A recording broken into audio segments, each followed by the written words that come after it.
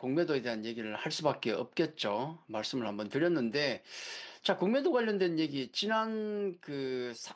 이번 3월 들어서, 특히 지난주, 이번 주에서 공매도 전면 재개에 대한 얘기가 이제 뭐 계속 회자가 되고 있고, 또 시장 전망, 전략들 의견이 많습니다. 아마 분위기 좋으면, 시장 분위기 좋으면 공매도에 대한 어떤 안 좋으면 공매도에 경고가 많을 것이고, 또 시장 괜찮은 날은, 아이, 뭐 별 것 없어. 그렇게 많이 의견이 나올 겁니다.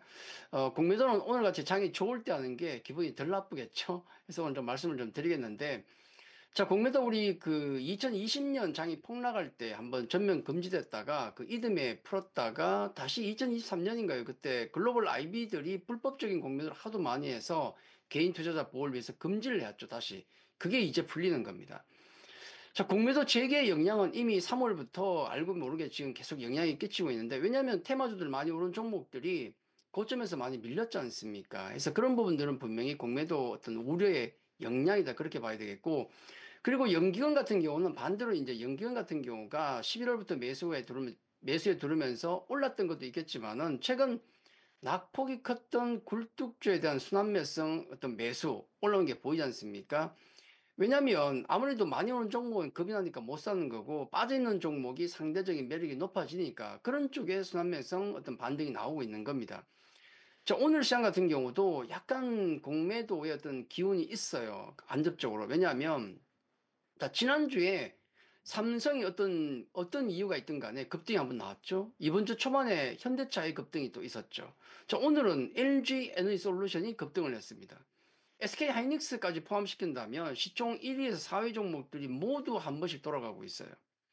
SK 하이닉스를 제외한다면 공통점은 바로 낙폭이 모두 컸던 종목들입니다.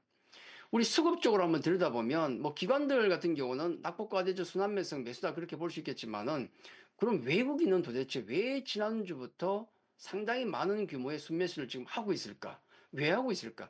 그동안 공매도는 금지되어 있었습니다. 그렇기 때문에 해지 수단이 적었어요. 근데 지금 이제 풀리니까 아무래도 해지에 대한 수단이 생겼다는 측면에서 종목 비중을 자신 있게 늘리고 있는 것이 아닌가 하는 생각이 듭니다. 그래서 외국인 매수를 설명할 수 있는 이유 중 하나가 공매도 재개다. 그렇게 생각하고 있습니다.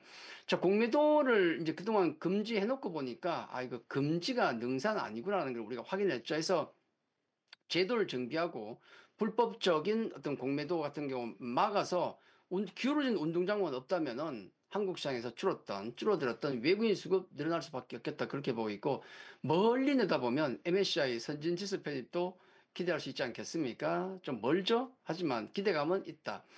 자, 이런 좋은 점이 있습니다만은 다만 공매도가 진행된다면, 재개된다면 시장의 변동성을 키울 수 있는 건 당연하죠. 그동안 무리하게 올랐던 종목들은 아무래도 공매도 공격이 있을 것이고 또 롱숏 본드가 많이 생기지 않겠습니까? 자, 그들의 어떤 매매에 따라서 시장과 종목의 변동성은 당연히 커집니다. 그래서 공매도가 재개되면 일거리가 하나 더 늘어나요, 우리가. 아침에 우리 수급도 체크하고 미국 시장도 체크하는데 아침 눈 뜨면 우리가 해야 될 게 몇 개 더 생겼습니다. 첫째는 대차장고와 공매도 비중을 매일 체크해야 돼요. 내 종목 아침에 눈 떠서 대차장고 어떻게 됐는가. 우리는 네이키드는 없어요. 커브드밖에 없기 때문에 공매도를 위해서는 반드시 선행적으로 주식을 빌려야 되는데 그 누적 잔고를 우리는 대차 잔고라고 합니다.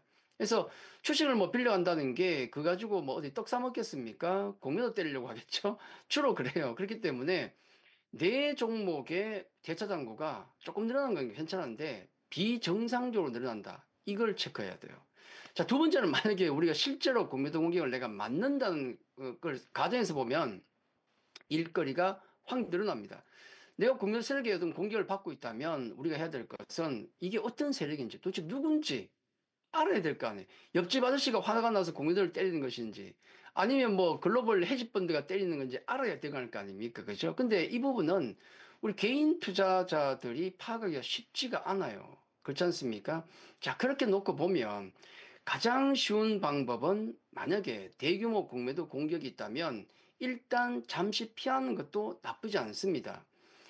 공매도 공격을 맞아보신 분 아시겠지만은 우리 공매도가 있을 때 어마어마합니다. 만약에 진짜 가벼운 패턴 매매를 하는 어떤 투자자들이 레버리지를 매수했다가 공매도와 함께 때리는 그 반복 매매를 한다면 문제가 없는데 만약에 내 종목을 공격하는 그 세력이 뭐 글로벌 헤지펀드다, 몇 개가 붙었다, 이러면은 이길 수가 없어요.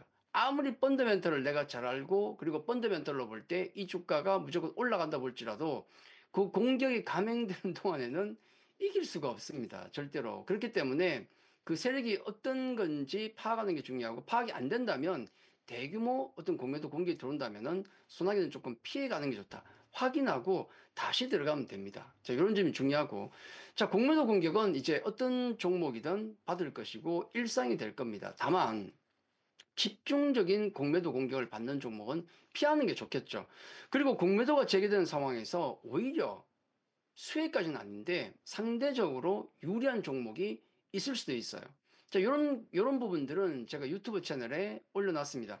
자, 공매도 재개 시점과 맞물려서 우리가 꼭 피해야 될 유형의 종목들, 반대로 공략해야 될 종목 유형을 제가 공매도의 이해와 대응법이라는 영상을 마련해서 제 유튜브 채널에 올려놨습니다. 유튜브에서 김우식 검색하면 나오기 때문에 체크하셔서 반드시 그 영상을 보시고 기본적인 이해와 실력을 늘어놓으시면은 아무리 다음 주에 우리가 공매도를 대응할 때, 실제로 대응할 때 긴장은 좀 덜 될 것이다. 시장 전체적으로 너무 두려워할 건 없습니다. 트럼프 세상도 살고 있고 공매도 세상도 사람 세상 사는 세상 똑같습니다. 그렇기 때문에 조심해야 될 종목만 조심하면 된다. 자, 그렇게 말씀드리고 오늘 시간 마치겠습니다. 자, 유튜브에서 꼭 참고하시길 바랍니다. 감사합니다.